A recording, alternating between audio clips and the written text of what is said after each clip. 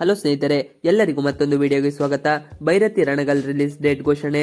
Century star Shivraj Kumar ನಟನೆಯ ಬಹುನಿರೀಕ್ಷಿತ cinema Byrathi Ranagal Narthan ನಿರ್ದೇಶನದ ಈ ಆಕ್ಷನ್ ಎಂಟರ್ಟೈನ್ಮೆಂಟ್ ಸಿನಿಮಾ ಬಿಡುಗಡೆ ದಿನಗಣನೆ ಶುರುವಾಗಿದೆ. ಆಗಸ್ಟ್ 15ಕ್ಕೆ ಸಿನಿಮಾ ರಿಲೀಸ್ ಪ್ಲಾನ್ ಮಾಡಲಾಗಿತ್ತು. ಆದರೆ ಕೊಂಚ ತಡವಾಗಿ ರಣಗಲ್ ಬರ್ತಿದ್ದಾರೆ.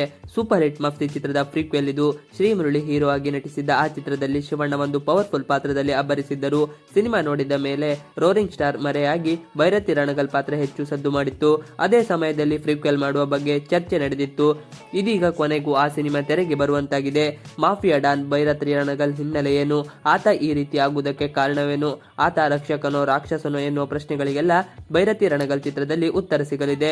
ಸಂವಿಧಾನ ರಕ್ಷಣೆ ಮಾಡಬೇಕಾದ, ಕಾನೂನು ಕಾಪಾಡಬೇಕಾದ ವಕೀಲ ರಣಗಲ್ ಯಾಕೆ ಅದೇ ಕಾನೂನು ಕೈಗೆತ್ತಿಕೊಳ್ಳುತ್ತಾರೆ ಎನ್ನುವುದು ತೆರೆ ಮೇಲೆ ನೋಡಬೇಕು.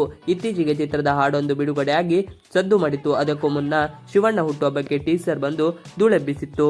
7 ವರ್ಷಗಳ ಹಿಂದೆ ಬಂದಿದ್ದ ಮಫ್ತಿ ಚಿತ್ರವನ್ನು ಪ್ರೇಕ್ಷಕರು ಮರೆತಿಲ್ಲ. ಅದರಲ್ಲೂ ಶಿವಣ್ಣ ಮಾಡಿದ ರಣಗಲ್ ಪಾತ್ರ ಅಭಿಮಾನಿಗಳ ನೆನಪಲ್ಲಿ ಉಳಿದು ಬಿಟ್ಟಿದೆ. ಹೆಚ್ಚು ಮಾತನಾಡದೆ ಕಣ್ಣಲ್ಲೇ ಕೊಲ್ಲುವ ಶಿವಣ್ಣನ ನಟನೆ ಸಖತ್ ಕಿಕ್ ಕೊಟ್ಟಿತ್ತು. ಇದೀಗ ಅದನ್ನು ಮತ್ತೊಮ್ಮೆ ಹಂತಕ್ಕೆ ಕೊಂಡೊಯ್ಯಲು ಚಿತ್ರತಂಡ ಮುಂದಾಗಿದೆ. ನವೀನ್ ಕುಮಾರ್ ಛಾಯಾಗ್ರಹಣ, ರವಿ ಬಸೂರು ಸಂಗೀತ ಚಿತ್ರಕ್ಕಿದೆ. ನರ್ತನ್ ಚಿತ್ರಕಥೆ ಬರೆದು ಆಕ್ಷನ್ ಕಟ್ ಹೇಳಿದ್ದಾರೆ.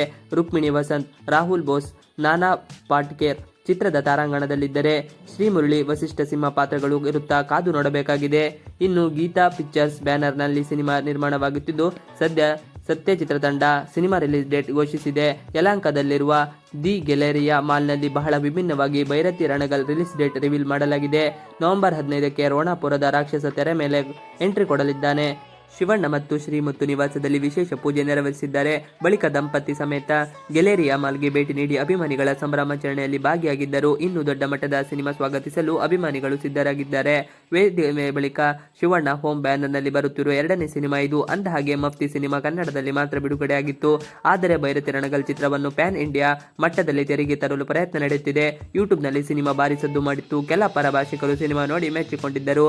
ಇನ್ನು ಜೈಲರ್ ಚಿತ್ರದಲ್ಲಿ ನರಸಿಂಹ ಆಗಿ ಶಿವಣ್ಣ ನಟನೆಯನ್ನು ಮೆಚ್ಚಿದವರಿಗೆ ಭೈರತಿ ರಣಗಲ್ ಇಷ್ಟವಾಗುವುದರಲ್ಲಿ 2 ಮಾತಿಲ್ಲ. ಇವಿಷ್ಟು ಇವತ್ತಿನ ವಿಡಿಯೋ. ಈ ವಿಡಿಯೋ ಇಷ್ಟವಾದರೆ please like, share and subscribe ಮಾಡಿ. Thanks for watching video.